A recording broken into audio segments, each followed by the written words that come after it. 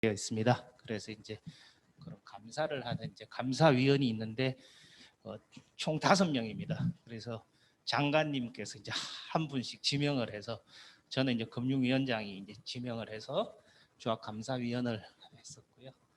그다음에 이제 뭐 공항 꿈나무재단 우리 또 대구하고 인연은 우리 뭐 반가운 분들도 계신데 여기 제가 대구 도시공사에 이제 사회이사를 했었고 우리 대구문화재단에 뭐 경영자문위원하고 또 대구문화재단 산하의 예술발전소라고 예술발전소 이제 운영위원을 했습니다.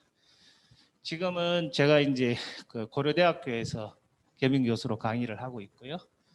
뭐 가끔씩 경제평론을 어디 종편에서 이제 나와서 좀 하고 있습니다. 그리고 제가 최근에 이제 그 별에서 온 해계학이라고 이제 책을 한 권 썼는데 오늘 마침 이 시간에 제가 책을 한 권씩 나눠드렸습니다. 그래서 그 책을 통해 가지고 우리 한번 해계학 전반에 걸쳐서 한번 이해의 시간을 가져볼까 합니다. 마침 또 우리 공기업에 대해서 조금이나마 제가 이해를 하고 있는 상태에서 우리 이제 공기업 경영자님들을 모시고 이렇게 기회를 갖게 되어서 큰 영광으로 생각하고 있습니다.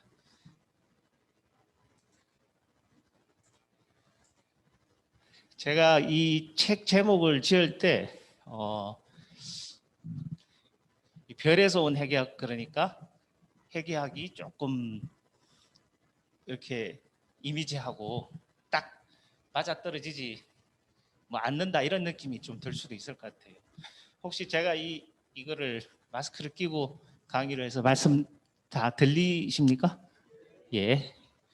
그래서 이 그 별에서 온 해계학이라고 제가 이제 이렇게 제목을 지은 이유가 우리가 이제 지구에서 이렇게 우주에서 지구를 바라보면 지구라는 별이 이렇게 보면은 선명하게 이제 녹색 별이고 바다 보이고 산맥이 보이고 이렇게 되게 선명하게 그 이미지를 인식할 수 있지 않습니까? 근데 이제 이 해계학이라는 것도 우리가 좀 높은 곳에서 이 숲을 바라보면 이렇게 쉽게 이해가 되는데 이제 그 안에 들어가서 이렇게 보다 보면 좀 길을 잃기 쉬운 이제 그런 부분들이 있어가지고 제가 좀 아주 기초적이긴 하지만 한눈에 이 해계학 전반을 좀 이해할 수 있는 그런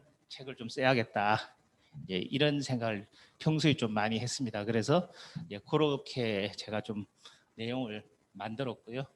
제목도 이제 좀 그렇게 소프트하게 이게 그래도 가끔 제가 매달 한 번씩 서점에서 문자가 오거든요.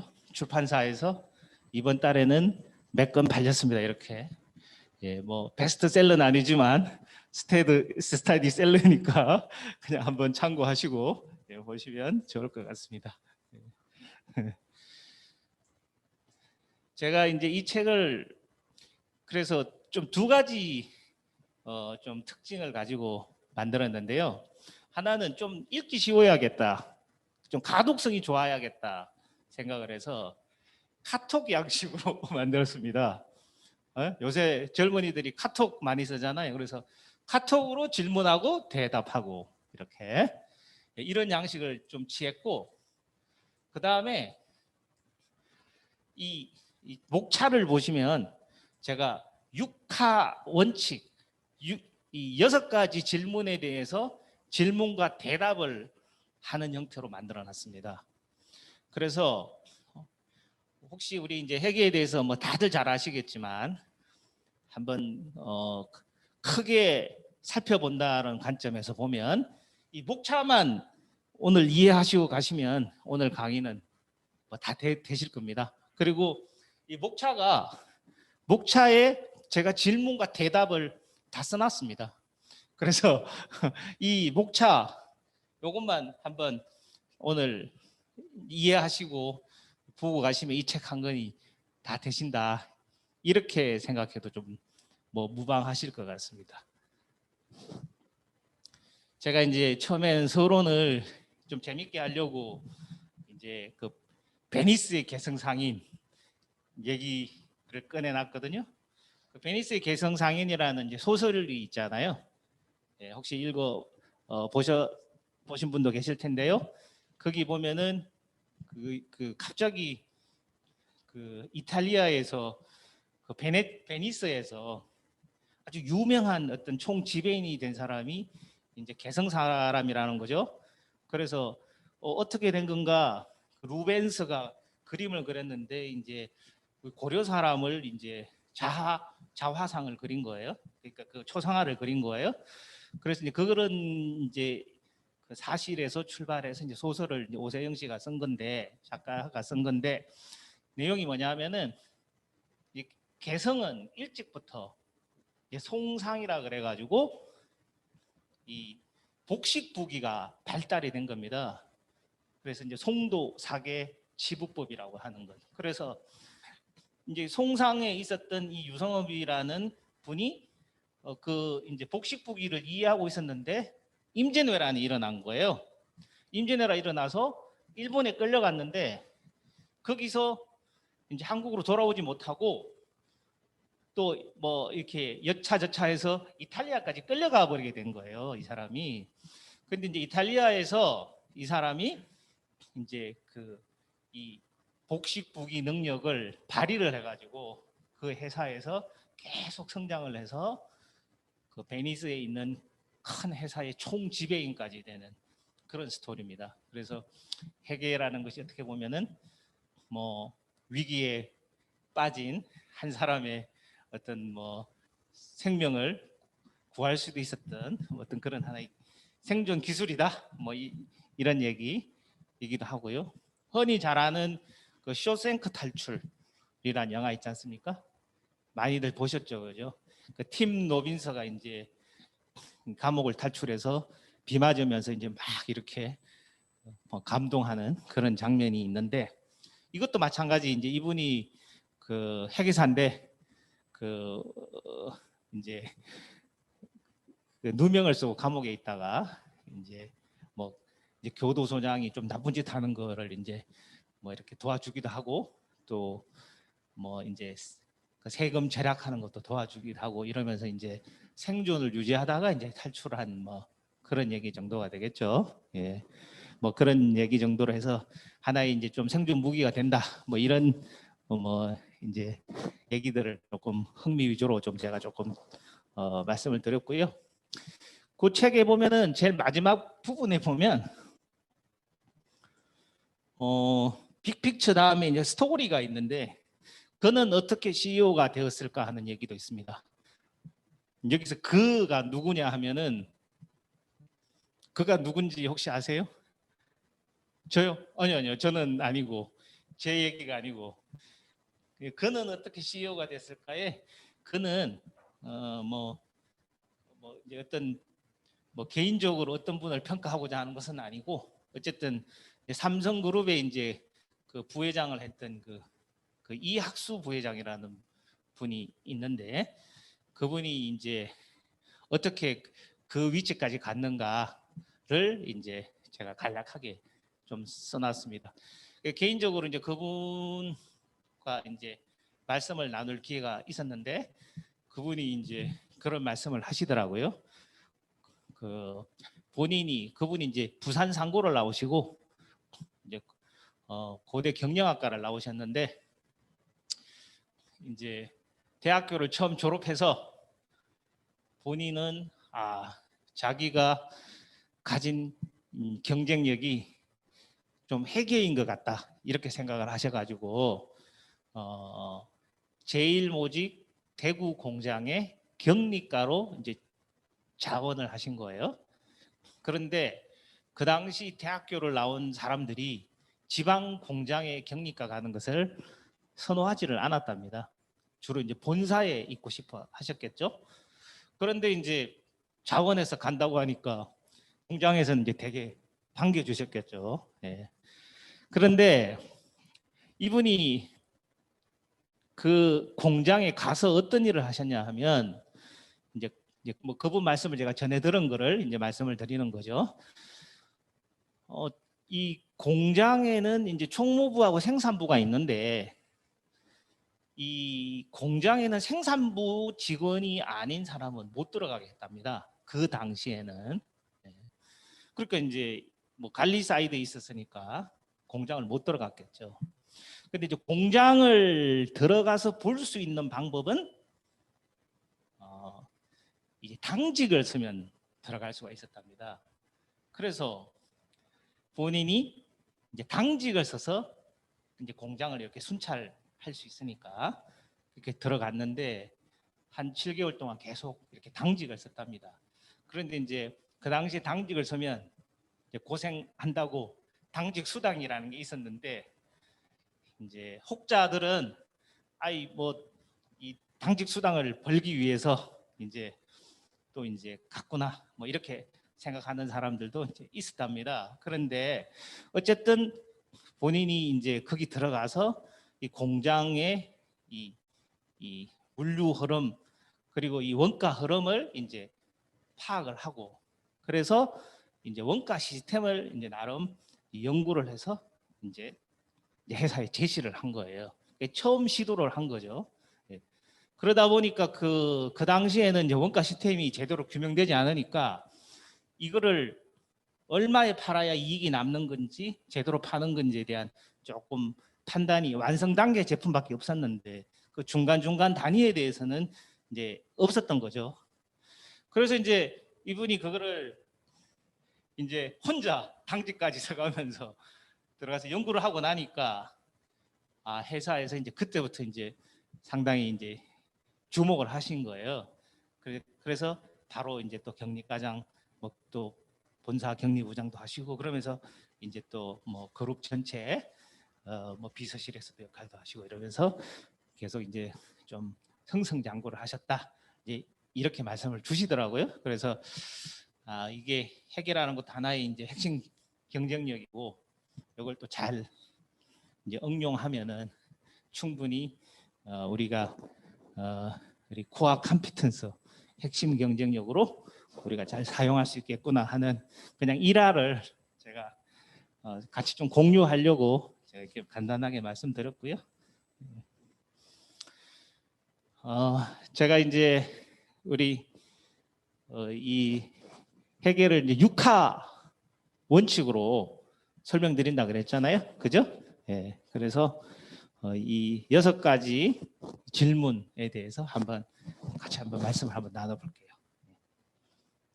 혹시 질문 있으시면 언제든지 편하게 중간중간에 하셔도 됩니다.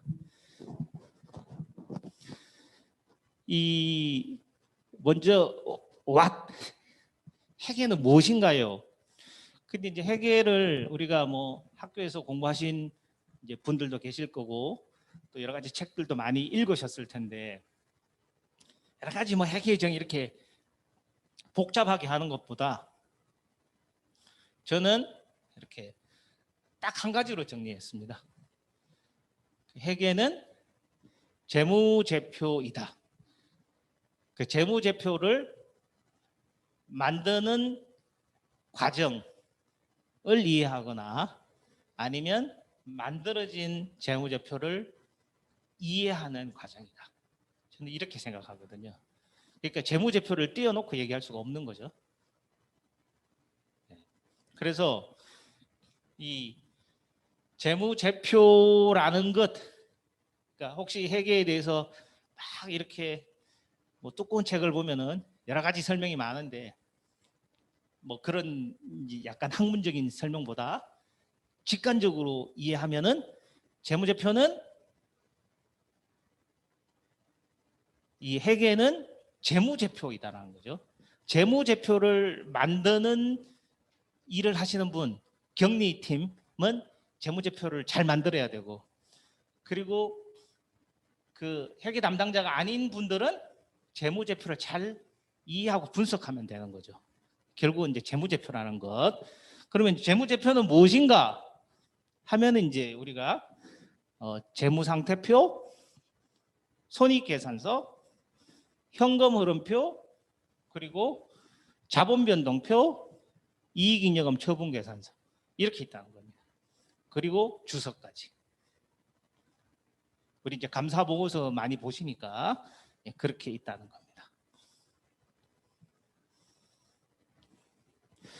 이 내용들은 또 나중에 돌아오면서 한번 또 보도록 하죠. 크게 이제 또 한번 보겠습니다. 근데 이 중에서도 예, 빛이 들어오네요. 이 중에서도 제가 이 순서를 이렇게 써놨습니다. 재무상태표, 손익계산서, 현금흐름표, 자본변동표, 이익잉여금 처분계산서 주석 이렇게 순서대로 써놨습니다. 순서를 써놓은 이유가 순서대로 중요하기 때문입니다. 뭐 잘 아시겠지만 재무상태표라는 거는 우리가 한 시점 우리가 보통 1월 1일부터 12월 31일까지라고 보면 12월 31일 날 밤 12시 현재의 상황을 이제 나타내는 표가 이제 재무상태표고, 그리고 손익계산서는 그 1년 동안의 경영 성과를 나타내는 표, 그죠? 예. 그리고 이 나머지 표는 왜 1번, 2번 재무상태표하고 손익계산서와 다른가 하면, 우리가 재무제표는 이 재무제표를 만드는 과정 속에서 재무상태표와 손익계산서를 먼저 만들어냅니다. 동시에. 그런데 나머지는 현금흐름표, 자본변동표, 이익잉여금 처분계산서는 작년에 만들어 놓은 재무상태표를 가지고 올해 만든 재무상태표와 비교해서 만듭니다. 제가 그건 연계성에서도 다시 한번 말씀드리기 위해서는 드릴 텐데, 우리가 이 1월 1일부터 12월 31일까지 우리 회계 기간이라고, 우리나라 기업들은 워낙 이제 한 90% 이상이 12월 말 법인이니까 그렇게 가정을 하면 12월 31일 밤 12시까지 우리가 이 회사가 영업 활동을 해서 그 안에, 그죠? 벌어들인 뭐 매출, 이익 이런 것들을 나타내는 게 이 기간의 개념이 손익계산서이고, 그리고 그 12월 31일 밤 12시 그 현재의 우리 회사가 가진 상태를 나타내는 게 재무상태표라면, 이 회계 처리를 통해서 재무상태표 손익계산서를 먼저 동시에 만들어내는 거예요. 그러면 그렇게 만들어진 재무상태표 손익계산서를 가지고 작년에 만들어 놓은 재무상태표를 보고 작년의 현금과 올해의 현금의 차이를 분석하는 표가 현금 흐름표이고, 작년의 자본 금액과 올해의 자본의 차이를 설명한 표가 자본 변동표이고, 작년의 이익잉여금과 올해의 이익잉여금의 차이를 설명한 표가 이익잉여금 처분계산서. 결손금이 있다면 뭐 2월 결손금 처리계산서가 될 거고요. 그렇게 된다는 겁니다. 그리고 이제 주석은 이제 조금 개정 과목들 내용들을 자세하게 설명해 놓은 거죠. 예. 그렇게 보시면 될 것 같아요. 한번 내려가면서 볼까요? 그러면 예. 뭐 우리 이 회계라는 게 이 재무제표가 담겨진 바구니이다, 이렇게 생각하시면 될 것 같네요. 그죠? 이 바구니만 한번 잘 기억해 주시죠. 이 회계 바구니에 재무상태표, 손익계산서, 현금흐름표, 자본변동표, 이익잉여금 처분계산서, 뭐 주석이 있다면 주석까지, 그죠? 예. 이 바구니만 잘 이제 기억하면 될 것 같아요. 제가 이제 이 책을 좀 재밌게 쓰려고 그 에릭 클랩턴의 팝송까지 제가 좀 끌어들였습니다. 그 에릭 클랩턴의 팝송이 이런 노래가 있습니다. 제가 뭐 노래를 들려드릴 수는 없고 볼까요? 이 여기 보면은 원더풀 투나잇이라는 노래가 있습니다. 혹시 다들 들어보셨죠? 유명한 노래잖아요. 그죠? 이제 이 원더풀 투나잇이 영국 가수 이제 에릭 클랩턴이 이제 부인, 그 당시 부인이 이제 패티 보이드라는 분인데 이제 이분을 위해서 원더풀 투나잇 이런 노래를 이제 발표를 했습니다. 그래서 이 노래 가사에 보면 이런 게 있어요. Do I look alright? 이렇게 물어요. 그리고 And I say yes, you look wonderful tonight 이렇게 묻는 거거든요. 예. 그러니까 이게 무슨 뜻이냐면 저 오늘 괜찮아 보여요 이렇게 질문하는 거잖아요. 그러니까 이제 내가 얘기하는 거죠. 당신 오늘 원더풀 멋져요 tonight. 그죠? 오늘 밤 당신은 멋져 보여요. 이렇잖아요. 그죠? 이게 저는 제가 이 회계학 공부하고 회계사 생활하면서 항상 재무상태표만 보면 이 노래가 떠올라요. 저는 재무상태표를 가장 직관적으로 잘 설명해주고 있는 그런 저는 노래라고 생각을 해요. 재무상태표라는 것은 우리 여기 투나잇이 12월 31일 밤 12시인 거예요. 그죠? 예. 그러니까 12월 31일 밤 12시에 우리 회사 오늘 상태 어때요? 이렇게 묻는 거예요. 그죠? 예. 그러니까 you look wonderful. 당신 괜찮아요. 보여요. 좋아 보여요. 그죠? 물론 이제 좋아 보여라고 했지만 그 한 시점을 설명하는 거예요. 그죠? 재무 상태표는 회사의 한 시점 12월 31일 밤 12시까지 딱 끊었을 때 그 마지막 순간에 우리 회사의 재무 상태를 잘 설명해 준 표죠. 그죠? 그게 이제 어떻게 보면은 자산, 부채, 자본이라는 이름으로 설명이 되겠지만 회사의 재무 상태를 가장 잘 설명해 준 표다. 이렇게 볼 수 있을 것 같아요. 그래서 이제 이런 재무 상태표가 있고 손익계산서는 뭐 또 잘 아시니까 또 한번 넘어가 볼게요.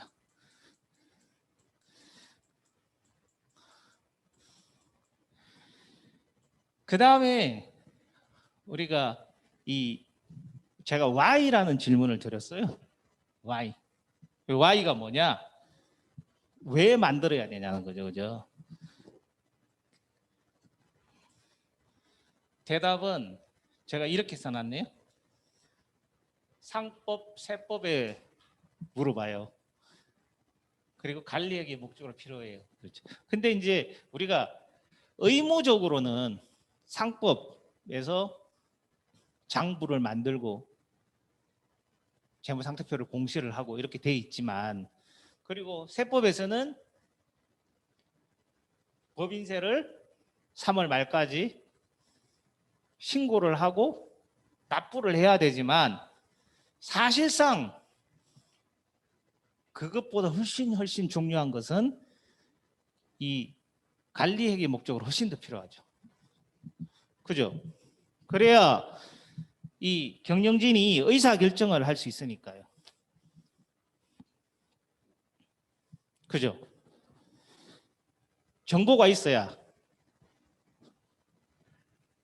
공장을 더 지을지 재고를 더 살지 우리가 어떤 제품이나 상품을 팔면은 이익이 생기는 건지 더 손실이 추가될지 이런 부분들을 판단해 줘야 되니까요. 그래서 이 관리회계 목적으로 너무너무 필요한 거죠. 사실 여기는 뭐 법적인 내용들을 다루고 있지만 제일 중요한 것은 여기 우리 회사의 이 회계 정보가 이 외부 정보 이용자에게 주는 재무회계적 성격보다 이 내부 정보 이용자의 경영 의사 결정을 위해서 더욱더 필요한 정보가 되는 거죠. 예. 그래서 조금 성격이 좀 다른 거죠. 그다음 제가 이런 그림 하나하나 그리면서 되게 고민 많이 했습니다. 직관적으로 좀 보여드리려고. 자, 그다음에 후 재무제표 누가 만들어요? 이거를 좀 잘 생각해 주셔야 돼요. 재무제표는 누가 만들어야 돼요? 이 질문에 재무제표는요,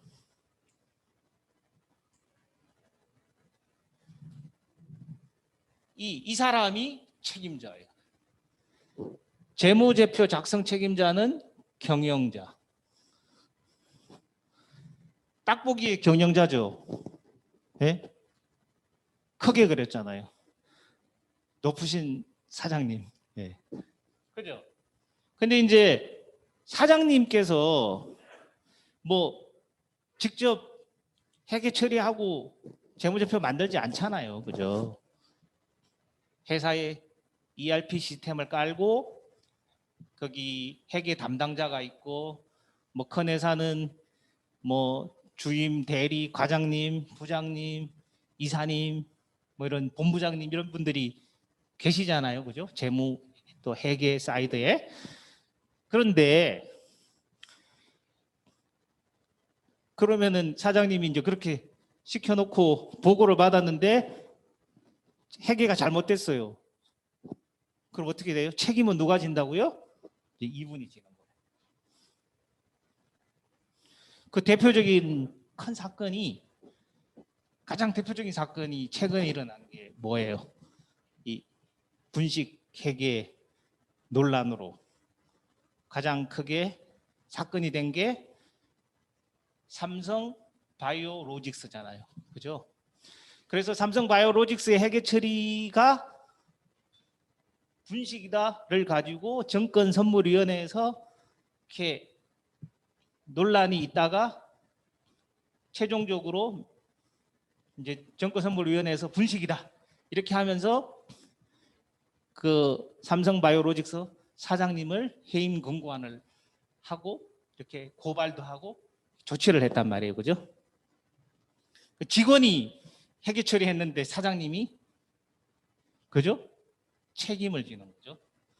그래서 재무제표의 작성 책임이라는 것이 우리 여기 보면 우리가 이제 독립된 감사인의 감사 보고서라는 것을 많이 보셨을 텐데 우리 이제 공기업에서도 다 만드니까요. 여기 이제 제가 이제 삼성전자 주식회사를 가지고 왔네요. 2018년도 거. 그러면 여기에 이렇게 반드시 이 문장이 있습니다. 재무제표에 대한 경영진과 지배기구의 책임 이래가지고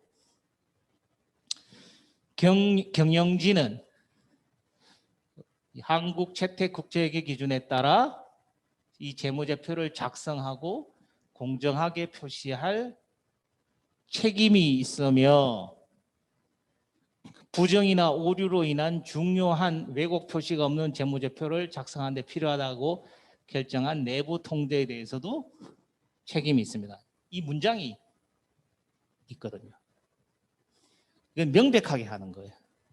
자, 그러면 사장님이 바쁘셔서 직접 회계 처리는 안 하지만 충분히 정확한 기업 회계 기준에 맞는 재무제표가 나올 수 있도록 회사 내에서 시스템을 갖추어 놓아야 되고 직원들도 충분히 그런 일을 할 수 있는 사람을 잘 배치를 관리 감독해서 이 재무제표가 기업회계 기준에 맞게 나올 수 있도록 하는 책임이 있는 거죠. 그죠? 네, 관리 책임이 있는 거죠. 네. 근데 되게 중요해요. 단순히 도의적 책임 차원이 아니에요. 만약에 분식 사건이 일어나면 그 1차적 책임은 그 당사자뿐만 아니라 경영진한테도 반드시 간다는 거. 그러니까 이제 관리자가 되시고 이제 임원이 되시고 최고 경영자가 되시면 이제 이 부분은 이제 좀 관심을 가지셔야 돼요. 그래서 보통 뭐 우리 이런 이제 우리 경영자 과정뿐만 아니고 학교에서 하는 MBA 과정이라고 있지 않습니까? 그 MBA 과정에서는 반드시 회계 수업을 하죠.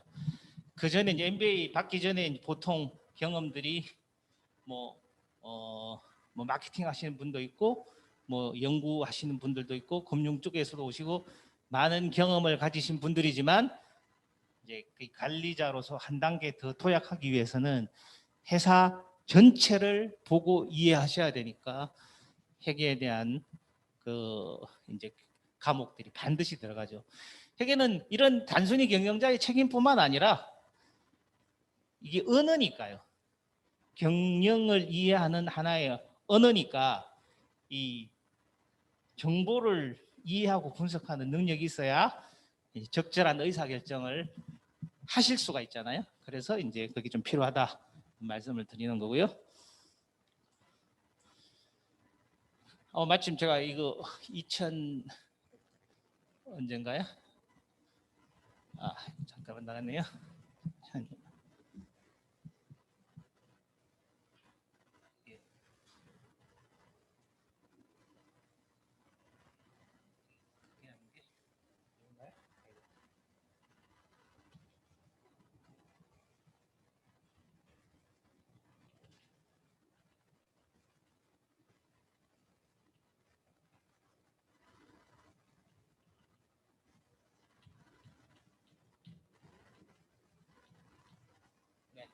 마침 이게 이 사건이 아마 2018년도에 결정됐나 봐요.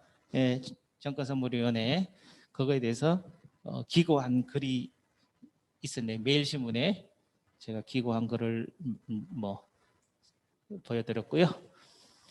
그 다음에 이제 when 벌써 육하 원칙에 그죠? What, why, who, when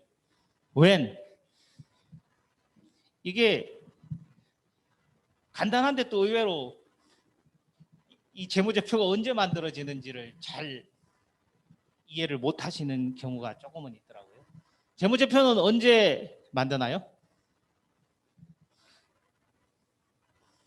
재무제표 언제 만드나요? 네? 결산 때요? 재무제표는요 1년 내도록 만듭니다. 재무제표는요 자 1월 1일부터 12월 31일까지를 우리가 결산 기간이라고 우리가 생각해 봐요. 대부분 우리 공기업은 그렇죠. 그러면 이제 1월 1일 0시 0분 1초부터 12월 31일 밤 12시까지 하나의 회계 기간이에요. 그죠? 근데 우리 재무제표를 만드는 과정을 설명할 때 한번 다시 말씀드리겠지만 이 재무제표는 어떻게 만드느냐 하면 이 회계 처리, 재무제표에 반영이 되어야 할 사건이 일어났다고 판단한 회계 담당자가 어떤 사건이 일어났을 때 이거는 재무제표에 반영해야 될 사건이다라고 인식을 하면 그 인식하는 순간 회계 처리를 해야 되는 거예요.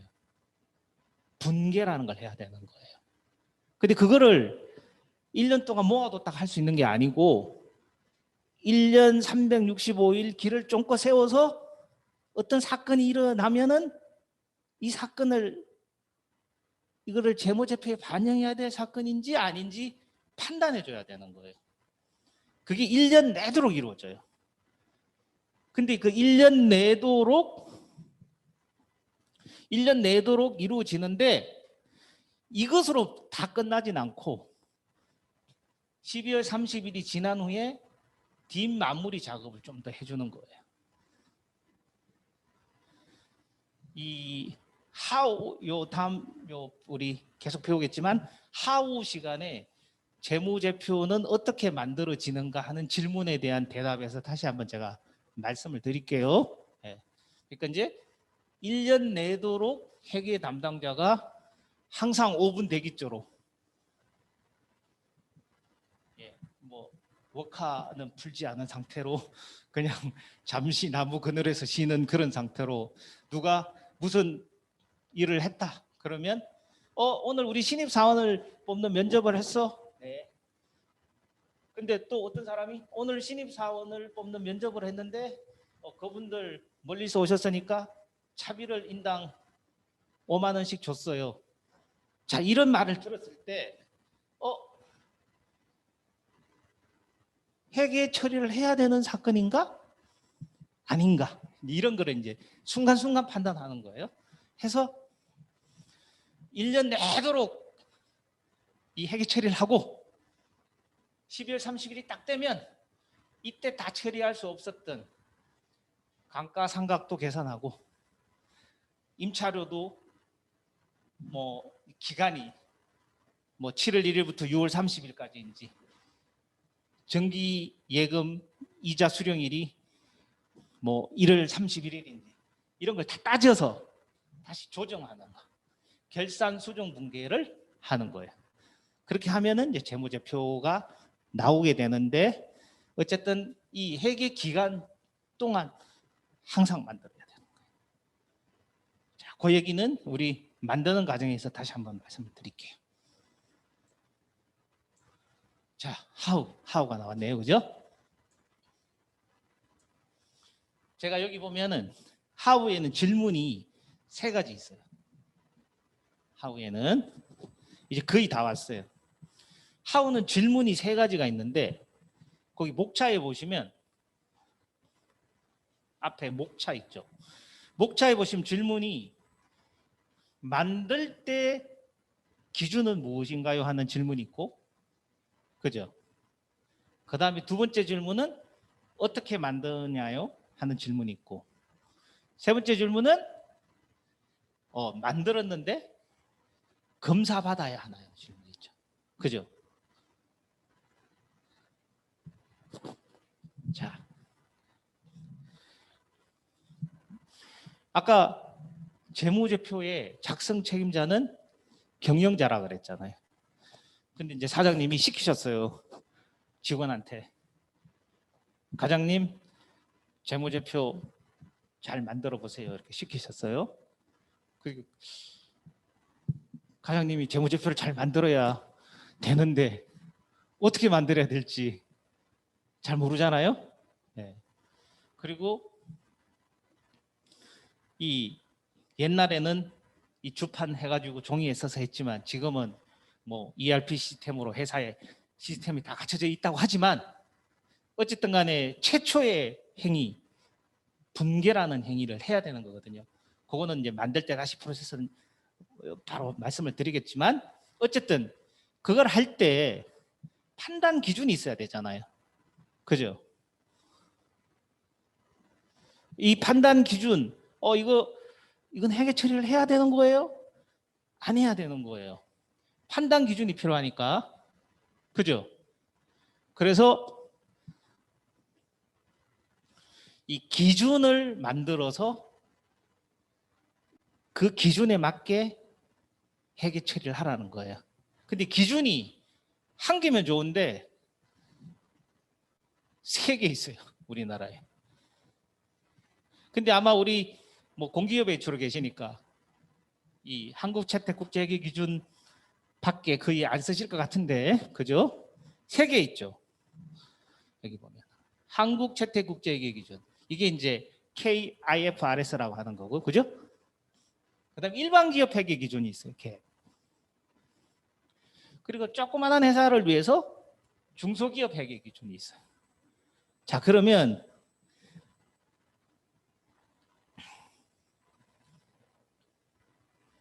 이 3개의 기준을 의무적으로 사용해야 되는 기업들이 있고 선택할 수 있는 선택권을 준 기업들이 있는 거예요. 이 주권상장법인 금융회사는 반드시 한국채택국제회계 기준을 써야 돼요. 우리나라에서는. 그죠? 그런데 이 외부 감사를 받는 회사들은 선택권을 줬어요. 그러니까 이 상장사와 금융회사가 아닌 외부 감사를 받는 회사는 기업회계 기준을 해도 되고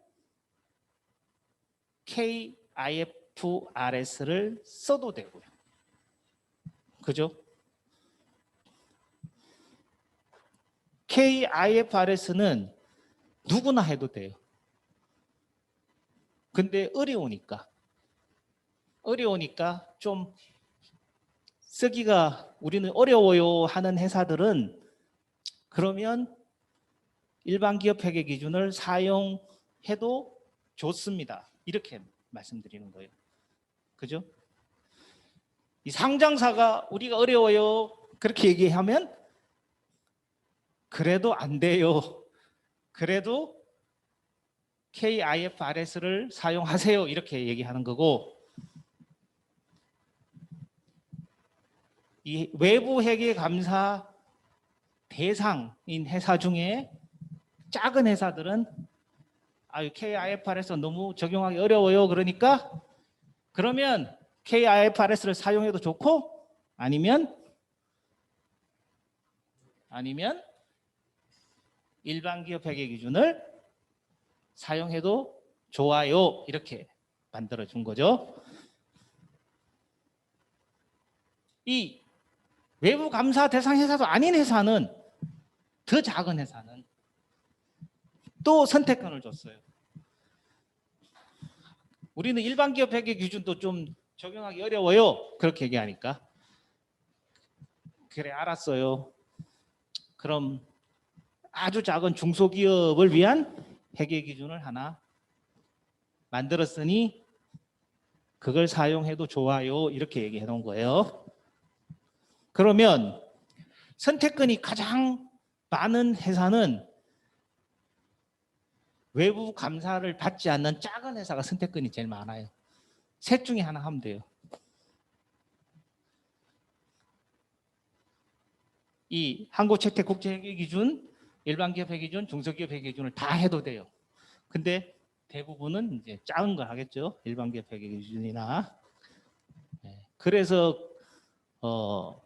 이 의무상 한국채택국제회계기준을 의무적으로 지켜야 하는 회사는 반드시 그걸 또 지켜야 되는 거고요.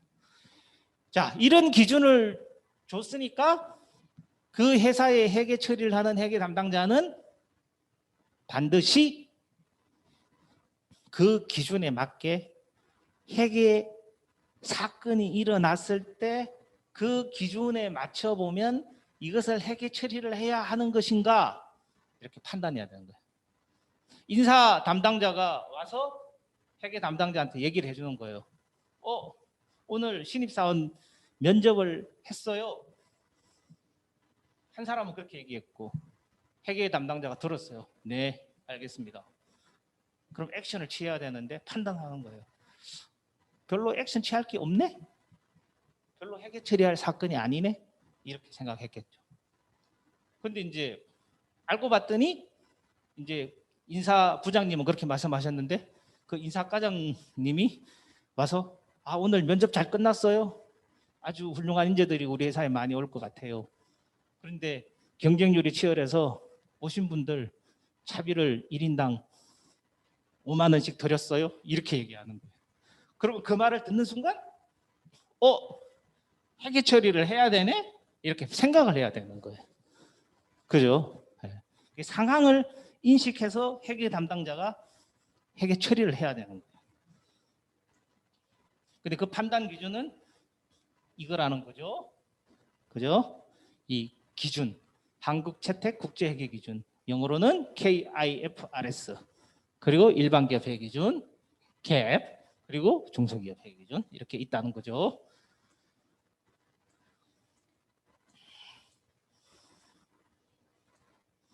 자, 어떤 과정으로 만드나요?가 있는데 요거는 조금 기니까 요 다음 요 마지막에 있는 요 내용부터 먼저 말씀드리고 다시 돌아올게요. 이 세 번째 질문이 이거죠? 재무제표 잘 만들었나? 검사받아야 하나요? 하는 질문이에요. 그죠? 이 질문은 왜 나오는 걸까요?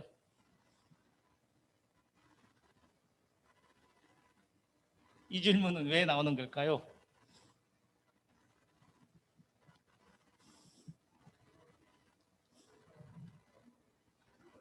예, 그렇죠. 예. 기본적으로 출발은 회사가 수천, 뭐 수만, 수십만 개가 되니까 큰 회사도 있고 작은 회사도 있고 이 재무제표는 그 회사에서 만드는 거잖아요. 그 회사의 회계 담당자가 만들든지 사장님이 만들든지 사장님이 시켜서 만들든지 아니면은 뭐 외부 회계법인, 세무법인 뭐 이런데 맡겨서 만들든지 여하간 그 회사가 주체가 돼서 만드는 거잖아요. 그죠? 그럼 그것을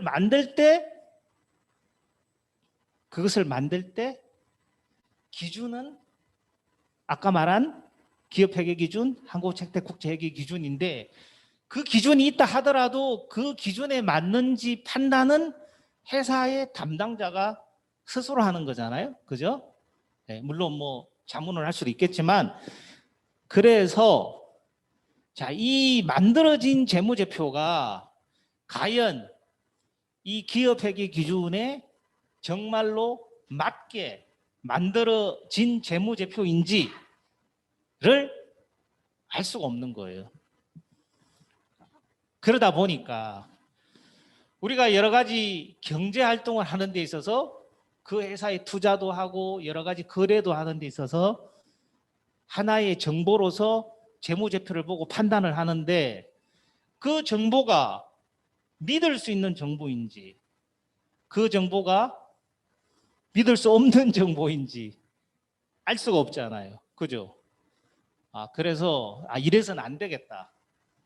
이 사회 전체의 신용과 효율을 높이기 위해서 이거를 한번 검증을 해야겠다. 검증하는 시스템을 만들어 두는 거죠. 그것이 외부 회계 감사 제도라는 거죠. 그래서 이 회사에서 스스로 만든 재무제표가 이 외부에 있는 감사인 우리나라에서 공인회계사죠.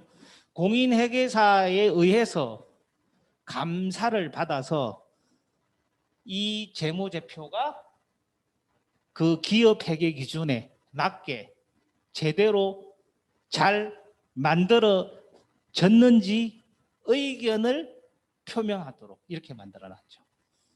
이거는 만약에 어떤 투자자가 그 회사에 관심이 있어서 그 회사의 정보를 자기들이 검증한다면 너무나 많은 시간과 비용과 비효율이 발생하니까 그죠? 이 사회 전체적으로 이 효율적인 시스템을 만들어놓은 제도라고 봐야 되겠죠. 네. 그래서 이 공인회계사가 이 외부 감사를 통해서 이 재무제표에 대해서 잘 만들어졌는지 판단을 해주고 이 공인회계사가 만들어준 그 의견을 믿고 투자를 했는데 이 사람들이 잘못 의견을 줬다면 이 사람들 책임을 지는 거죠. 그죠? 네. 감사인이 공인회계사가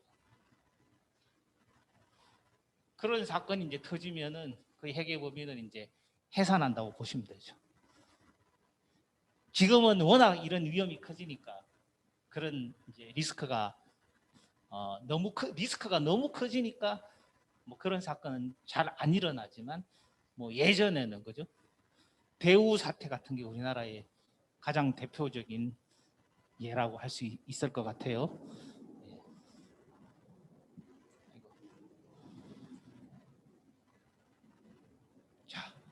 그림이 이 회계 담당자가 이 회계 정보를 가지고 재무제표를 만들면 그 정보를 가지고 이 경영자는 이제 내부 정보로 이용하는 관리회계 목적으로 사용하기도 하고, 자, 이 정보가 이제 외부 정보 이용자한테 가니까 이 정보의 신뢰성을 확인하는 이 단계에서 이 공인회계사의 회계 감사가 이루어지는 거예요.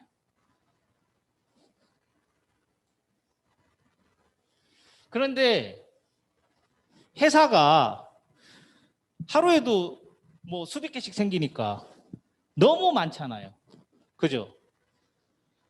너무너무 회사가 많아서 다 감사할 수도 없고 또 비용도 들고, 그죠?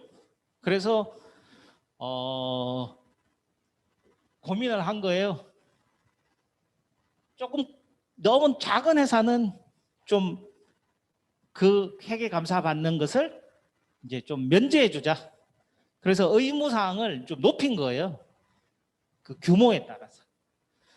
그래서 이제 뭐 이 상장사라든지 자산 총액이 500억 이상인 회사는 뭐 당연하고요. 그죠? 그 다음에 매출도 500억 이상인 회사는 당연하고, 그 다음에 좀 작은 기준에 이 3개 이상에 해당하지 않은 회사. 그렇게 좀 다시 얘기하면 자산 총액이 120억 이상이면 감사를 받는다. 부채가 70억 이상이면 감사를 받는다. 또 매출액 100억과 종업원이 100명 이상이면 감사를 받는다. 이렇게 생각하시면 될 것 같아요. 쉽게. 그렇게 이제 요 기준을 넘는 회사들은 회계 감사를 받아라. 이렇게 되는 거죠. 회계 감사를 할 때 감사인의 책임이 워낙 크니까, 그죠? 감사인들도 리스크가 너무 커요. 그래서 만약에 어떤 이 열심히 신이 성실하게 열심히 조사했는데 회사가 의도적으로 뭐 분식을 하려고 하고 숨겨서 발견을 못해서 의견이 잘못 나갔다, 그럼 막 소송이 붙잖아요, 그죠? 네. 그래서 이 공인회계사들도 주어진 절차를 다 지켰느냐 안 지켰느냐를 가지고 쟁점이 되거든요. 어떤 뭐 이 재고 실사를 했느냐 안 했느냐, 뭐 이런 행위들에 대해서 그걸 규정한 게 이제 회계 감사 기준이라는 게 있어요. 그래서 그 회계 감사 기준에서 요구하고 있는 사항들을 다 꼼꼼하게 했으면, 이제 사실상 그렇게 했으면 거의 뭐 분식이 잘 만약에 했다면 다 발견이 되겠죠. 예, 뭐 대다수는 걸리겠지만 어쨌거나 이제 그런 절차를 취하겠죠. 자, 이 감사 의견이라는 거는 크게 4가지가 있어요.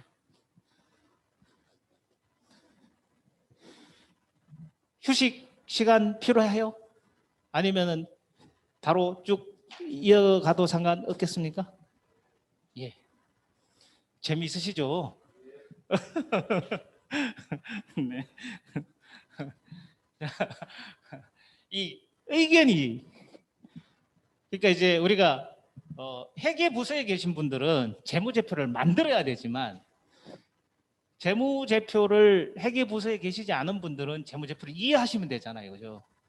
이해하실 때 아까 지금 말씀드린 이런 큰 그림을 이해하시면 되는데, 그 정보는 우리가 감사 보고서를 통해서 많이 이제 취득한단 말이에요. 감사 보고서를 볼 줄 아는 게 제일 중요하거든요. 지금 감사 보고서에서 제일 먼저 확인해야 될 게 있어요. 감사 보고서를 받는 순간 제일 먼저 확인해야 될 게 있어요. 뭐죠? 예? 감사 의견이잖아요, 그죠? 그러니까 감사 의견인데 감사 의견을 어떻게 확인하냐는 거예요. 감사 의견은 4가지 종류가 있어요. 감사 의견은 4가지 종류가 있는데, 하나는 뭐예요? 하나는 적정 의견이죠. 또 하나는요? 한정 의견이죠. 또 하나는요? 부적정 의견이죠. 또 마지막으로는요, 의견 거절이죠. 그죠? 이 네 가지가 있거든요. 이 네 가지인데 감사 보고서를 열었을 때 이 네 가지 중에 어느 게 적정이고 어느 게 한정이고 어느 게 부적정인지를 구분하셔야 되잖아요. 그죠? 네. 그렇게 봤을 때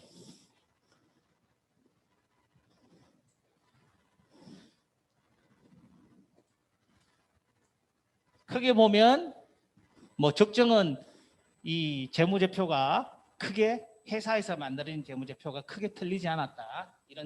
이런 의견이고, 한정 의견은 조금 일부는 확인이 못 됐는데 전반적으로는 크게 틀리지 않았다. 이런 게 한정 의견이에요. 부적정은 전체적으로 틀렸다. 이런 얘기죠. 네. 그리고 의견 거절은 잘 모르겠다. 자료도 안 주고 장부도 없고 맞는지 틀린지 알 수가 없다. 이런 얘기거든요. 우리 다트에 들어가서 의견 거절 이거 한번 보신 분 있으시면 그냥 뒤에 재무제표도 첨부도 안 돼 있어요. 그냥 한 줄입니다. 그냥 의견 표명하지 않습니다. 자, 근데 이제 이걸 보시면 제가 이제 말씀드리고 싶은 것은, 자, 독립된 감사인의 감사 보고서 이렇게 있잖아요. 이 중에서 이 감사 의견 안에 이 네모 박스를 보셔야 돼요. 이 중에서 가장 중요한 단어가 뭘까요? 그렇죠. 네. 이 중에서 가장 중요한 단어, 이 독립된 감사인의 감사 보고서를 통틀어서 가장 중요한 한 단어는 이 단어예요. 공정하게라는 사실. 일단 공정하게란 말이 나왔어요. 그러면 적정 의견이 적정 의견, 그죠? 그럼 적정 의견, 한정 의견도 요 말은 나오긴 해요. 다음에 요 다음 장에서 말씀드리면 되는데, 일단 제일 중요한 말은 공정하게. 근데 요걸 또 한번 설명드려 볼게요. 자, 이 감사 보고서가 많은 것을 담고 있는데 이거 한번 볼게요. 자, 우리는 이 재무제표를 감사하였다. 그런데 이 우리의 의견으로는 별첨된 회사의 재무제표는 회사의 2019년 12월 30일 현재의 재무 상태와 동일로 종료되는 보고기간의 재무성과 및 현금 흐름을 한국채택국제기 기준에 따라 중요성의 관점에서 공정하게 표시하고 있대요. 중요성의 관점에서. 그 말은 아까 제가 이렇게 표현했는데, 회사에서 만든 재무제표가 크게 틀리지 않았다. 100% 맞다가 아니라, 근데 뭐 크게도 아니고 작게 틀리지도 않았다. 이런 정도 되겠죠. 좀 뭐 단순하게 생각하면 이렇게 될 것 같아요. 지금 우리 삼성전자가 매출이 200조, 이번에 3분기에 영업이익이 12조를 발표했어요. earning surprise잖아요. 그죠? 대단하죠. 석 달 만에 3분기 7, 8, 9 석 달 동안 12조 영업이익이 났다는 거잖아요. 뭐 정말 상상할 수 없는 뭐 대기업이자.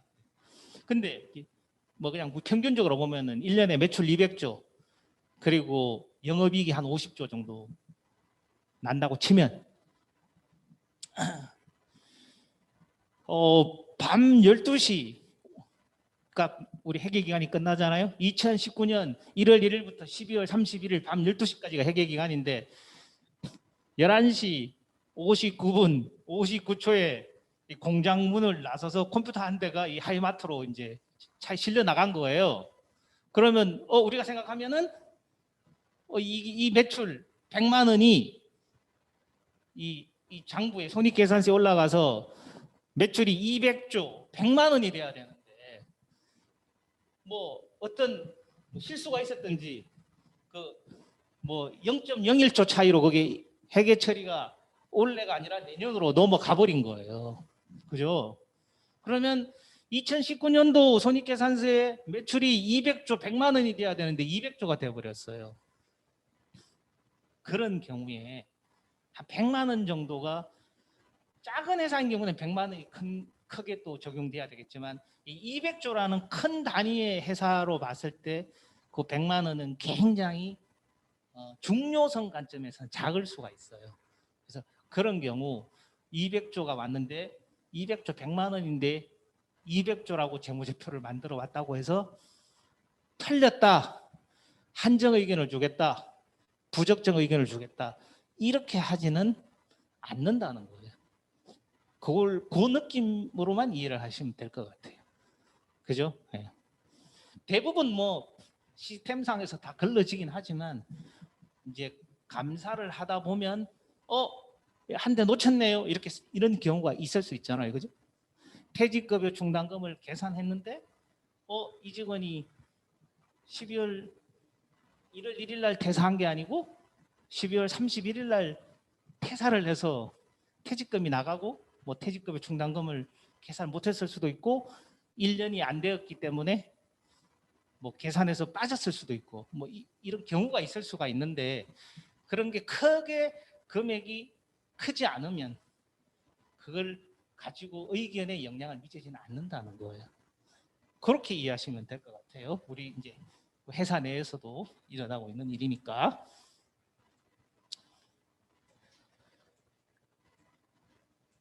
이게 이제 아까 말한 적정 의견이고 한정 의견은 잘 못 보셨죠. 그냥 참고 삼아 한번 보시면 다 좋을 것 같아요. 한정 의견은 여기 중요성의 관점에서 공정하게 표시하고 있는데 딱 하나가 들어가요. 모든 한정 의견의 보고서 형태가 똑같습니다. 요걸 보시면 돼요. 여기서는 이 기술된 사항이 미치는 영향을 제외하고는 이란 말이 있어요. 앞부분을 요만큼은 제외하고는 다 괜찮습니다. 이렇게. 그게 한정 의견. 이런 경우는 언제 일어나냐 하면 주로 외부 회계 감사를 한 번도 안 받았다가 이제 올해부터 받게 되면 작년도 재무제표는 감사를 안 받은 숫자잖아요. 그죠? 올해 처음 받으니까 비교식으로 양계년에 대한 재무제표가 표현이 되는데 공시가 되는데 작년 거는 감사 안 받았고 올해는 받았죠. 그런데 기말 창고에 있는 기말 재고 예를 들어서 컴퓨터를 파는 뭐 하이마트 같은 회사라고 한다면 창고에 삼성전자에서 컴퓨터 100대, LG전자에서 컴퓨터 200대 이렇게 사서 창고에 있는데 지금 밤 12시 12월 31일 밤 12시 창고를 가보니까 300대가 있더라. 이거는 확인할 수가 있는데 작년 12월 31일 밤 12시 창고에 컴퓨터가 몇 대 있는지는 장부는 있지만 감사인이 눈으로 확인을 못했기 때문에 거기에 대해서는 확신을 할 수가 없는 거예요. 근데 그 재고가 왜 필요하냐? 손익계산서에 매출 원가를 만들기 위해서는 기초 재고 금액과 기말 재고 금액이 필요하거든요. 그죠? 그러니까 재고 금액이 얼마냐에 따라서 매출 원가가 달라지고 영업이익이 달라지고 당기순이익이 달라지니까 매출액은 확인할 수 있지만 매출 원가는 변화가 있을 수 있거든요. 그죠?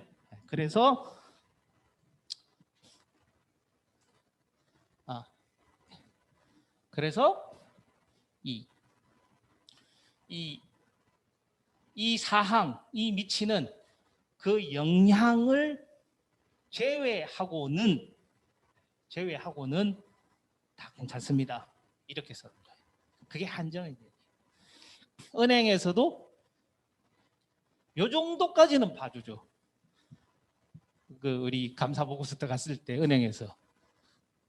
근데 그 사유가 이제 봐야 되겠지만 기초 재고 실사를 못해서 나온 한정이다. 그건 어쩔 수 없는 거니까. 그 정도까지는 이해해 주죠. 적정 의견이 아니더라도. 예. 근데 다른 거로 한정이 나오면 안 되겠죠. 예. 자, 부적정. 부적정 의견은 쉬워요. 딱 한마디예요. 뭐라고 돼 있죠? 예, 공정하게 표시하고 있지 않습니다. 표시가 안 돼 있는 거예요. 그러면은 뭐 그죠? 예, 공정하게 표시하고 있지 않습니다. 그러면 이걸 볼 필요가 없잖아요.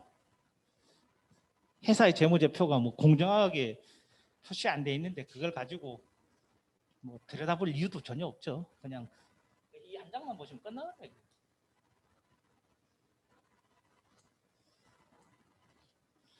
의견 거절. 의견 거절은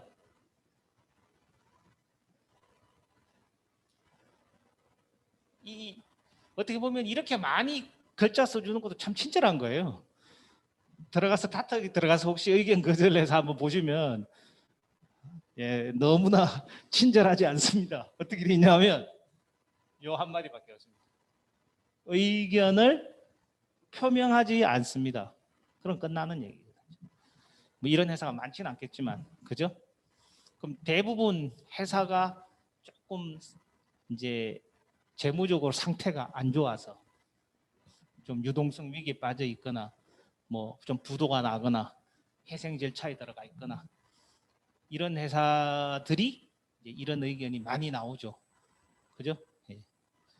그리고 의견 거절은 이제 재무 정보가 틀려서 나오는 경우도 있지만 회사의 이 계속 가능성이 현저하게 떨어지는 경우도 의견 거절을 주는 경우가 있거든요. 왜냐하면 이 회사가 내년도에 정상적으로 영업 행위를 하면서 있을 가능성이 매우 낮다고 판단하기 때문에 그런 경우가 있다는 것도 참고하시면 될 것 같습니다. 자, 이거는 아마 이제 우리 삼성전자 거 2018년도 거네요, 그죠? 그러면 이제 2018년도 감사 보고서 우리가 다트에 들어가면 볼 수 있는 거잖아요, 그죠? 그럼 여기에 이렇게 돼 있습니다. 여기 항상 이런 말이 돼 있는데요. 뭐 삼성전자 재무제표를 감사했는데 이 해당 재무제표가 어떻게 돼 있냐면 양계년이니까 2018년 12월 31일, 2017년 12월 31일 양계년도 비교식이니까요. 근데 현재의 재무상태표, 현재의 재무상태표입니다. 그죠? 아까 제가 그 원더풀 투나잇에서 말했잖아요, 그죠? 오늘 밤 현재의 재무상태표. 그리고 동일로 종료되는 양 보고 기간의 손익계산서. 그 보고 기간이 회계 기간이니까 1월 1일부터 12월 31일. 그리고 그 양 보고 기간에 뭐 포괄 손익계산서, 자본 변동표, 그리고 현금 흐름표, 그리고 주석 이렇게 구성되어 있다라고. 그러니까 요 얘기는 아까 말한 것처럼 회계 기간이 1월 1일부터 12월 31일이면 재무상태표는 12월 31일 밤 12시 있고 현재의 상황을 말하는 거고 요 경영성과 손익계산서는 1월 1일부터 12월 31일까지의 기간을 설명하는 거고 현금 흐름표, 자본 변동표, 이익잉여금 처분 계산서 등등은 그리고 주석 등등은 이 기간 동안 왜냐하면 작년과 올해를 비교하는 거니까 예, 그렇게 설명한다는 거죠. 그리고 그것이 삼성전자는 한국채택국제회계 기준을 적용을 했으니까 거기에 따라 중요성의 관점에서 공정하게 그죠? 200조 100만 원 그냥 200조 이렇게 처리해 줬다는 얘기예요. 그죠? 네. 그렇게 해서 이제 감사 의견의 근거는 그렇고 여기서도 마찬가지고 경영진이 책임이 있다. 이렇게 되는 거죠. 그죠? 네.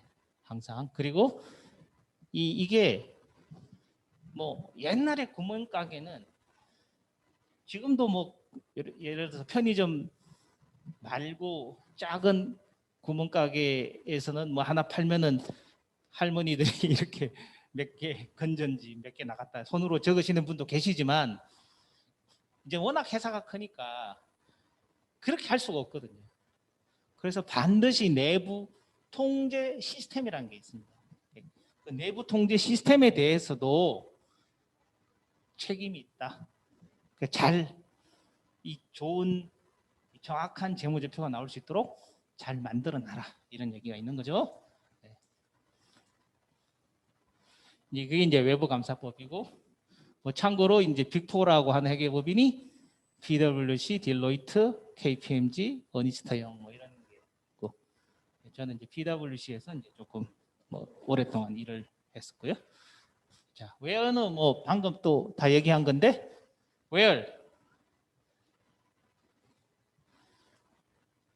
웨어는요, 우리 재무제표 여기 보면 우리 다트라는 거 있잖아요. 아시죠? 다트. 예, 여기 다트. 예. 여기 전자공시 시스템이라고 하는 게 다트에 쳐서 여기다가 회사 이름을 탁 치면 나오죠, 그죠? 그러면 여기 재무제표가 감사보고서가 탁 나오니까, 그리고 때로는 사업보고서까지 탁 나오니까 그거 보시면 이제 정보가 다 나오죠. 우리나라에 다트가 있으니까 미국도 있겠죠, 그죠? 네, 미국은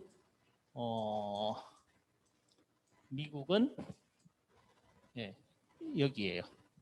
제가 이제 미국 회사 찾아보려고 여기 들어가서 찾아보면 이제 이렇게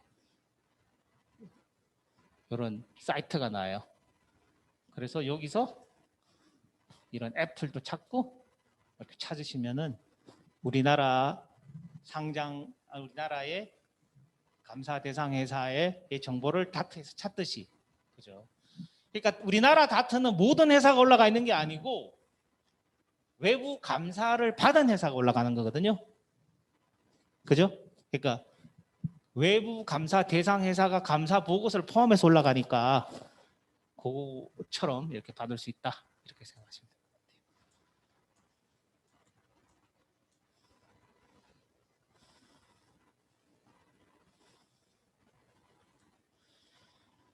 빅픽처는요, 요 그림을 가지고 먼저 한번 설명드릴게요. 이 재무상태표가 만들어지면 작년 재무상태표와 비교를 해서 현금의 차이를, 작년 현금과 올해 현금의 차이를, 작년 자본과 올해 자본의 차이를, 작년 이익잉여금과 올해 이익잉여금의 차이를 설명해주는 관계. 이게 현금흐름표, 자본변동표, 이익잉여금 처분계산서예요. 이해되시죠? 다시 돌아와서 얘기할까요? 자, 그러면 재무제표를 만드는 과정을 먼저 한번 제가 다시 가서 말씀드릴 텐데, 재무제표를 만들 때 이 재무상태표와 손익계산서라는 것을 먼저 만든다고 제가 말씀드렸어요. 그죠? 먼저 만드는 거예요. 어떻게 만드는지 돌아가 봅니다. 제가 하우 두 번째 질문이, 그죠? 하우의 두 번째 질문이 어떻게 만드나요? 한번 가볼게요.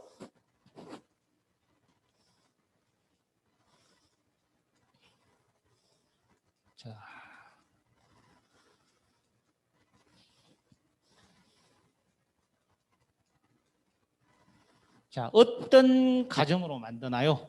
이 질문이잖아요. 그죠? 보통 우리가 뭐 회계 원리를 들어보면 이 얘기를 하는 거예요. 그죠?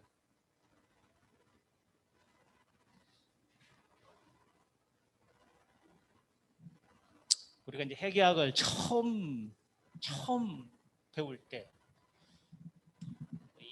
이 회계 순환 과정에 대해서 배우는데, 사실은 회계 순환 과정도 잘 이해가 안 되는 상태에서 이 분계라는 걸 좀 배우게 돼요. 이게 이제 회계 순환 과정인데, 근데 그렇게 하다 보면 이제 전체 회계라는 이 넓은 큰 그림을 이해를 못하게 되고 좀 빠지게 되는 경우가 있는데 한번 봐요. 근데 사실상 우리 상급부기 있잖아요. 상급부기. 지금은 있는지 모르겠어요. 예전에는 3급 부기, 2급 부기, 2급 공업 부기 이런 게 있었어요. 근데 그런 게 아주 기초로 잡는 데 도움이 되기는 해요. 자, 일단 회계 순환 과정을 한번 먼저 이해를 해볼게요. 이 재무제표는 이렇게 만들어져요. 재무제표 중에 재무상태표와 손익계산서를 먼저 만들어요. 재무상태표 손익계산서를 만드는 과정은 이렇게 만들어져요. 어떻게 만드느냐? 아까 얘기했어요.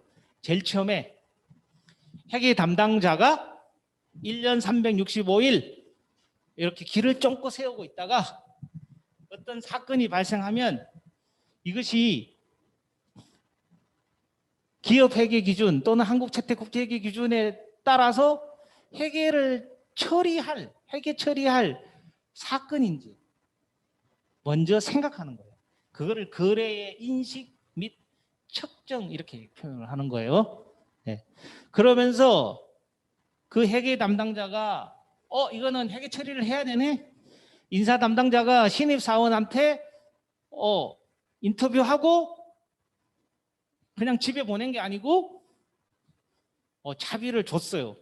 1인당 5만 원씩 10명에게 50만 원을 줬어요. 이건 회계 처리를 해야겠네. 그죠? 그런데 그 옆에 있는 다른 부서 또 인사과에 있는 직원은 마침 인터뷰한 그 신입 사원 중에 한 명이 자기가 친한 지인이에요. 그래서 그 회사 1층에 있는 스타벅스에 가서 커피를 한 잔 사줬어요. 5천 원짜리. 그 얘기하다 보니까 그 얘기도 들었어요. 이 회계 담당자가. 인사과장님은 회사에서 이 인터뷰한 사람들한테 차비를 5만 원 줬고, 그리고 거기 인사과 직원은 자기 아는 사람한테 그냥 밑에서 커피를 한 잔 사준 거예요. 자, 이런 거를 들었을 때 판단하는 거예요. 어떤 것을 가지고 회계 처리를 해야 될 거냐. 그거를 회계 담당자가 판단을 해서 하는 첫 번째 행위가 분계라는 거예요. 분계. 분계라는 것은 계정 과목을 정하고 금액을 정하는 행위예요.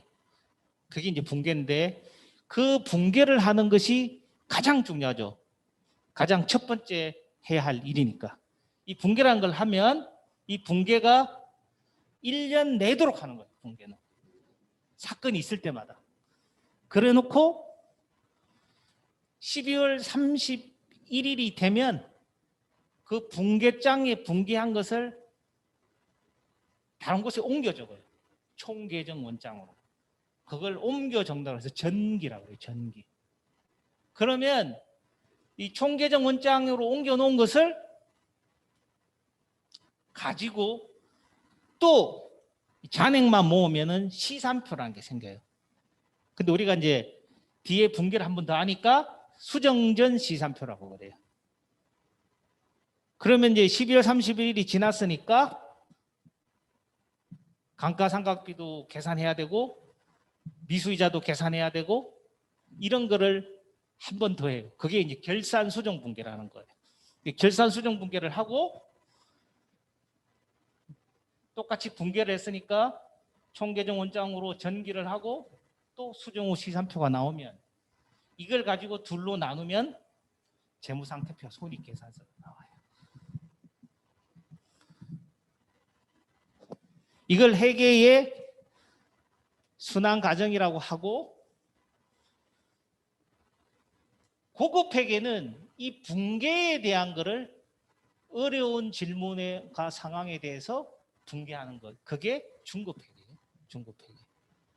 그리고 고급 회계는 아주 뭐 특수한 상황도 있겠지만 이렇게 만들어진 재무제표의 연결이나 합병이나 이런 걸 나타내는 게 고급 회계예요. 그러면은 대부분은 이 프로세스를 이해한 후에는 이 붕괴에 대해서 좀 더 어려운 상황들을 가지고 이렇게 이해하는 거.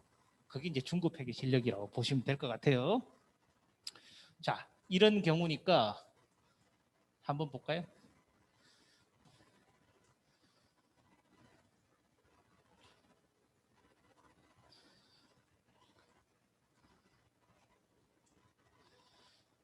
그 이제 회사가 처음에 붕괴를 하는 거예요. 이렇게. 회사를 설립하니까 현금이 들어오고 자본금이 생기고 회사 건물을 임차했으니까 임차 보증금 현금이 100만 원 나가고 임차 보증금이 차변에 생기고 이런 것을 정하는 것을 분계라고 한다는 거죠. 분계. 이렇게 적는 행위를 분계라고 하는 거예요. 모든 이제 회계 처리, 재무제표를 만드는 과정은 컨베이어 벨트처럼 쫙 이렇게 분계를 탁 치면은 딱 나오게 돼 있으니까 이제는 고민할 게 없이 뭐예요? 분계만 잘하면 돼요. 그죠? 옛날에는 이거를 손으로 만들어서 했지만 지금은 다 회사 내에 내부 통제 시스템 ERP로 다 만들어져 있으니까 그냥 그렇게 하시면 된다는 거예요. 분계를 잘 하시면 되는 거죠. 이렇게 분계를 해가지고 1년 내도록 하는 거예요. 1년 내도록 분계를 했어요. 어디다가 하냐 하면 분계장에 이런 1월 1일 날 현금 자본금 500만 원 1월 1일 날 임차 보증금 현금 100만 원, 뭐 124만 원 8월 1일 날 현금 나가고 300만 나가고 매입 300만 원 이런 식으로 분계장에 막 적는 거예요. 그죠? 네, 그게 분계예요. 이거를 1년 동안 하는 거예요. 1년 동안. 1년 동안 하고 12월 31일이 되었어요.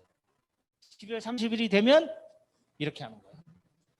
이거를 이렇게 총계정 원장이라는 곳에 다시 옮겨 적어요. 분계장에 있는 것을 이렇게 계정 과목별로 이렇게 쪼개서 옮겨 적는 거예요. 그게 전기예요. 전기. 이해되시죠? 자, 이렇게 옮겨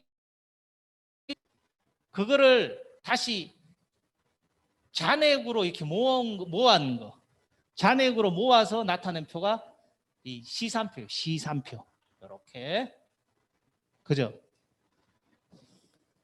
분계가 여기서 이제 추가로 필요 없으면 재무상태표와 손익계산서가 만들어질 텐데 우리가 이 발생주의 회계 처리를 하다 보니까 어쩔 수 없이 회계 기간 동안에 다 처리를 못한 게 생기는 거예요. 감가상각비도 계산해야 되고 대손충당금도 계산해야 되고 그죠?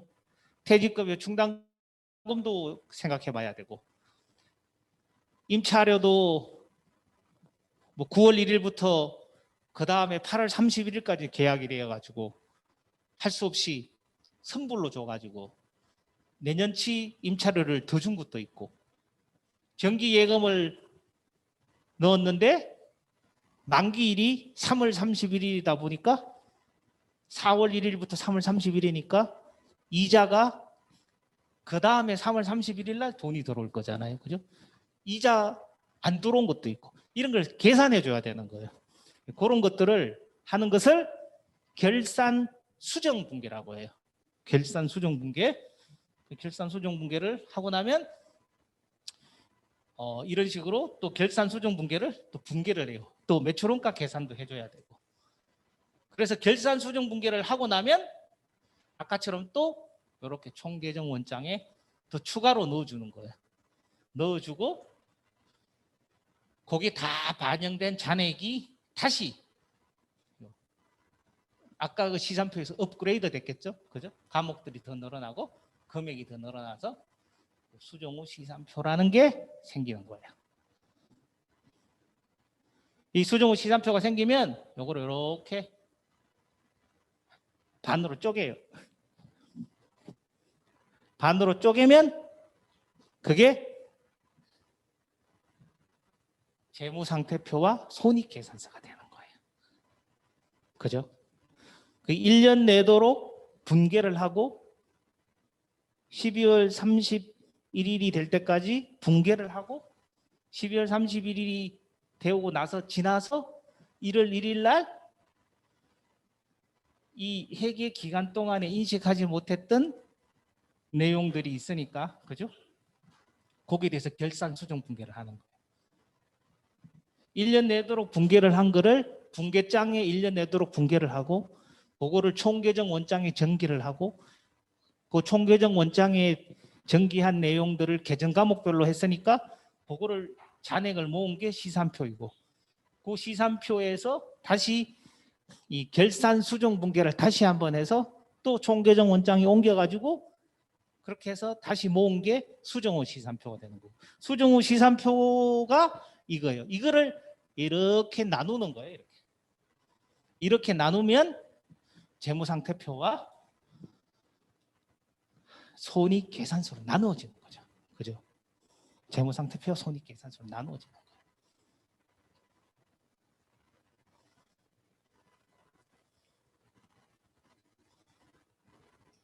밑으로 가야 되죠?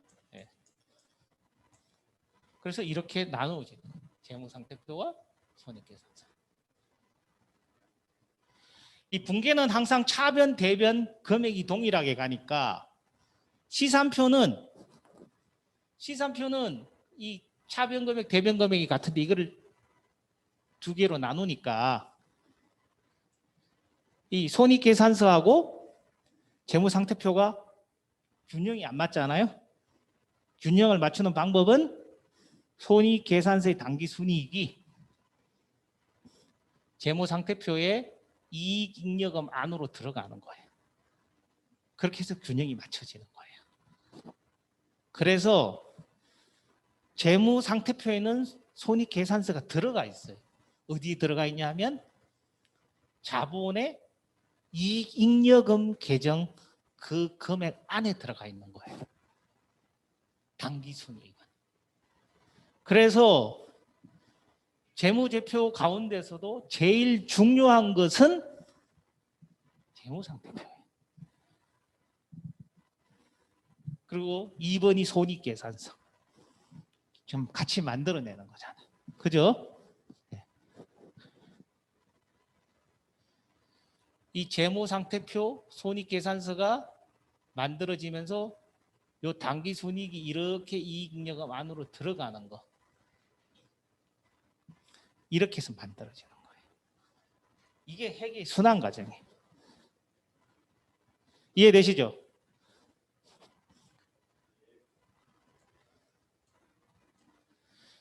여기는 제가 예제를 아주 쉽게 들었으니까 혹시 뭐 다들 이해하시겠지만 한번 제가 1기, 2기까지 해서 그렇게 예제를 들었으니까 한번 쭉 보시면 좀 쉽게 이해되실 수 있을 것 같아요. 네.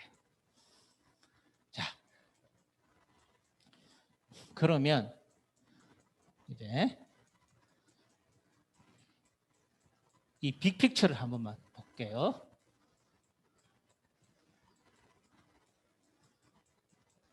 다시 돌아가서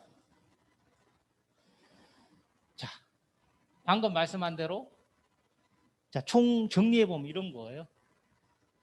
1월 1일부터 12월 31일까지 회계 담당자가 어떤 사건이 일어났을 때 그것이 회계 기준에 맞추어 봤을 때 회계 처리를 해야 할 사건인가 아닌가를 판단하는 거예요. 기업 회계 기준 또는 한국 채택국제회계 기준에 따라서. 그래서 맞다 그러면 그 회계 담당자는 분개라는 걸 해야 되는 거예요. 분개는 계정 과목과 금액을 결정해 주는 행위예요. 차변과 대변에. 이 붕괴라는 것을 하게 되면 1년 동안 그런 사건이 있을 때 붕괴를 하고 12월 31일까지 붕괴를 하고 1월 1일이 되면 그 붕괴장에 모여 있는 붕괴를 계정 과목별로 나누어서 총 계정 원장에 이렇게 옮겨 적는 거. 그게 전기예요. 전기를 하고 그 계정 과목, 총 계정 원장에 있는 계정 과목별 잔액을 모은 것이 시산표예요. 시산표. 그 시산표를 만든 후에 이 1년 내도록 회계 담당자가 사건이 있을 때마다 붕괴한 거에서 놓칠 수밖에 없는 거, 그런 것들, 감가상각비를 계산하고 미수이자를 계산하고 미지급 임차료를 계산하고 이런 것들을 붕괴를 새로 해요. 그게 결산 수정 붕괴예요. 결산 수정 붕괴를 하면 또 그것을 가지고 총계정 원장에 전기를 하고 또 시산표에 다시 옮겨 적으면 최종 수정 후 시산표가 되는 거예요. 최종 수정 후 시산표가 되면 그거를 이 재무상태표와 손익계산서로 나누어요. 그것이 재무제표를 만드는 과정이에요. 그거를 회계의 순환 과정이라고 하는 거예요. 회계 순환 과정을 통해서 만들어지면 그 다음에는 재무상태표가 나왔어요. 손익계산서도 나왔어요. 이 재무상태표를 가지고 작년에 만들어 놓은 재무상태표랑 비교를 해서 작년의 현금은 1억이었는데 올해 우리 회사의 현금이 마이너스, 원래 회사 현금이 8천만 원이네? 이익도 많이 났는데 어떻게 된 거지? 분석하는 거예요. 그게 현금 흐름표예요. 작년에 자본이 100억이었는데 올해 자본은 150억이 되었네? 어떻게 된 걸까? 살펴보는 거예요. 이게 자본 변동표예요. 작년에 이익잉여금은 80억이었는데 올해 이익잉여금은 60억이네? 배당을 줬나? 이렇게 생각해 보는 거예요. 그게 이익잉여금 처분계산서예요. 그러니까 이 세 개의 표는 이 재무상태표와 손익계산서를 만들고 난 후에 비교하면서 만들 수밖에 없는 거예요. 이해되시죠? 네. 그리고 이 현금 흐름표는 발생주의 회계 처리를 통해서 우리가 회계 처리를 하기 때문에 매출이 많고 이익이 많이 나도 다 외상으로 물건을 팔면 회사에 돈이 없는 거예요. 그 현금 흐름을 관리를 할 필요가 있잖아요. 특히 CFO, 그죠? 우리 재무 담당 이사님은 현금 흐름을 너무너무나 잘 관리해야 되잖아요. 현금 흐름표가 너무너무 중요하다는. 이게 3번일 수밖에 없는 거예요. 그래서. 그죠? 네. 그런 관계를 설명한 것을 우리가 연계성이라고 그래요. 재무제표의 연계성. 그래서 재무제표의 연계성을 제가 이렇게 이익잉여금의 차이는 이렇다. 이렇게 설명해 놓은 거예요. 현금 흐름표는 이 현금과 이 현금의 차이가 어떻게 이렇게 구성되어 있구나. 이렇게 설명해 주는 표예요. 그래서 이제 현금 흐름표가 보면은 영업 활동으로 얼마가 늘어나고 투자 활동으로 얼마가 늘어나고 재무 활동으로 얼마가 늘어났다. 이렇게 그죠? 네. 영업 활동으로 늘어난 게 제일 좋은데 유상증자를 하든지 돈을 빌려서 돈이 늘어났을 수도 있죠. 그래서 하여튼 그런 상태, 자본의 차이 이런 걸 나타내는 거고요. 이게 이제 그 재무제표의 연계성. 우리가 재무제표를 만드는 과정은 회계의 순환 과정. 그죠? 이 단어를 기억해 두시면 좋을 것 같아요. 회계의 순환 과정. 그리고 재무제표를 이 만들었을 때 현금 오름표, 자본 변동표, 이익잉여금 처분 계산서는 양 재무 상태표의 관계를 따지는 거니까 연계성이라고 그래요. 재무제표 연계성. 그걸 이해하시면 되고, 그 다음에 우리가 이제 또 회사에서 1년에 한 번씩 세무 법인세 신고를 하잖아요. 그죠? 그때 만드는 신고서가 세무조정 계산서라는 게 있어요. 세무조정 계산서라는 게 있어요. 들어보셨죠? 그죠? 세무조정 계산서가 있어요. 세무조정 계산서는 어떤 관계냐 하면 이런 관계예요. 손익계산서, 우리가 기업회계 기준에 의해서 이 손익계산서를 만들잖아요. 그죠? 그게 만들면 마지막 순간에 있는 게 당기순이익이잖아요. 그죠? 그리고 이 법인세 비용이라는 거를 이제 미리 이제 빼서 당기순이익을 만드는데, 사실은 이 법인세 비용은 세무서에서 그 금액이 얼마라고 확정해주지 않았으니까 그냥 우리끼리 생각한 거 아니에요. 그죠? 10% 지방세 포함해서 1%, 11% 하든지 22% 하든지, 뭐 매출이 영업이익이 더 크면 뭐 25%까지 가는 거고, 그죠? 22% 하는 거고, 그런 건데, 이 손익계산서 재무상태표를 만드는 기준은 아까 뭐라 그랬죠? 우리 기업회계 기준이잖아요. 그죠? 한국채택국제회계 기준이잖아요. 그죠? 그런데 우리나라 국세청에서 세금을 거둘 때, 법인세를 거둘 때는 그 기준을 그대로 적용하지 않는다는 거죠. 그죠? 국세청에서는 회사에서 회계 담당자가 기업 회계 기준과 한국채택국제회계 기준을 가지고 재무제표를 만들어서 손익계산서를 만들어서 당기순이익, 영업이익을 만들었는데, 그 금액을 가지고 이 법인세율을 곱해서 세금을 내려고 했더니 국세청에서는 그렇게 만들지 마라 이렇게 얘기하는 거예요. 대부분은 그 기업회계 기준을 가지고 만든 것을 인정을 해 주겠지만, 국세청 입장에서는 대부분은 그렇게 회사에서 회계 담당자가 만든 그 기준을 이용해서 만든 장부를 인정해 주겠지만, 몇 가지는 인정을 못 해주겠다. 회사의 법인 차량으로 가속을 해서 뭐 가태료를 3만 원짜리를 딱지를 떼었는데 회사에서는 비용 처리를 했는데 국세청에서는 그런 것은 비용 처리 못 해주겠다.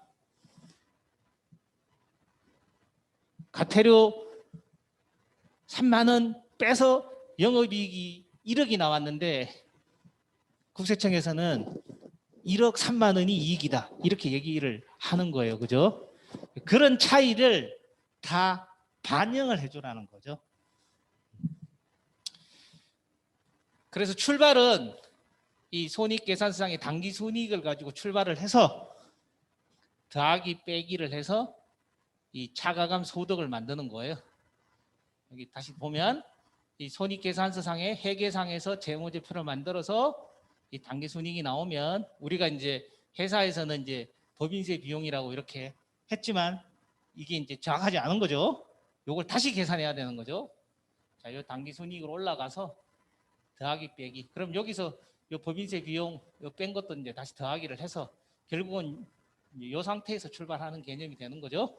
거기다가 매출을 증가시킬 부분, 비용을 증가시킬 부분, 또는 비용에서 차감할 부분, 수익과 비용을 더하기 빼기 할 부분을 찾아서 하는 거죠. 회사에 국세청에서 세무서에서 또는 뭐 지방청에서 세무조사가 나오면 이제 이런 걸 찾는 거죠. 더하기 할 거 있느냐, 빼기 할 거 있느냐를 찾는 거잖아요. 그죠?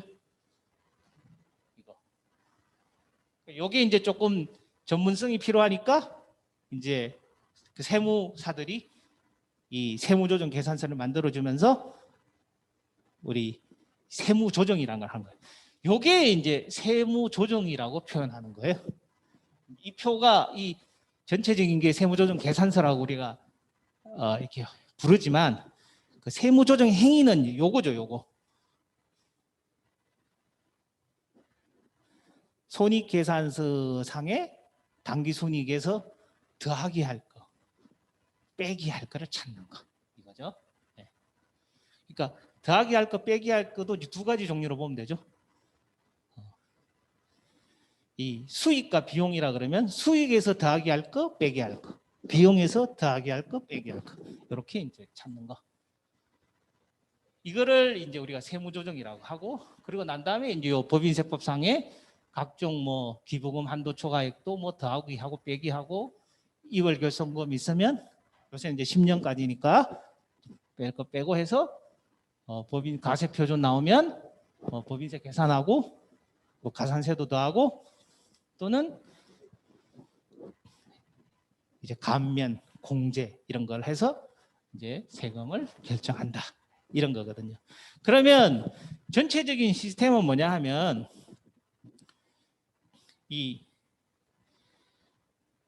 기업 회계 기준에 맞춰서 일단 회계 처리를 잘 해가지고 재무상태표 손익계산서를 만들고 그 상법과 세법에 맞춰서 공시를 하고 세금을 내는데 세금 신고를 할 때는 그렇게 만들어진 손익계산서 상에 영업이익 당기순이익에서 출발은 하되 조금 국세청에서 다르게 생각하는 그 부분들에 대해서는 더하기 빼기를 해서 그것이 반영된 최종 이익, 그걸 이제 가세 표준이라고 그러는데요. 그 가세 표준에 법인세율을 곱해서 그렇게 해서 세금을 신고를 해라 이렇게 나오는 거죠, 그죠? 네.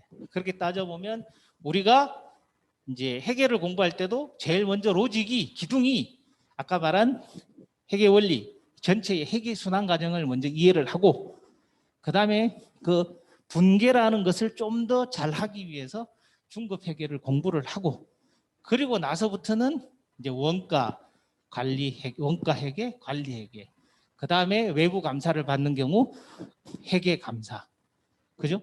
그리고 이 법인세 신고를 위해서 세무회계 이런 걸 배우는 거예요. 세무회계라는 게 결국 이거 세무 조정을 어떻게 하는가 이걸 배우는 거예요. 회계의 어떤 큰 틀로 보면 그렇게 이루어져 있거든요. 그래서 오늘 뭐 긴 시간은 아닌데 뭐 또 워낙 우리 또 공공기관에서 오랫동안 또 근무를 하셨고 다들 이렇게 경험이 많으신 우리 경영자 분들이라서 다 아시는 내용이겠지만 한번 또 이제 전체 이 회계의 큰 그림 그런 것들을 한번 이해하시면 앞으로 또 더 이렇게 회사 일 하시고 높은 지위에 오르시는데 도움이 되지 않을까 싶어서 한번 간략하게 한번 말씀을 드려보았습니다. 혹시 질문 있으십니까?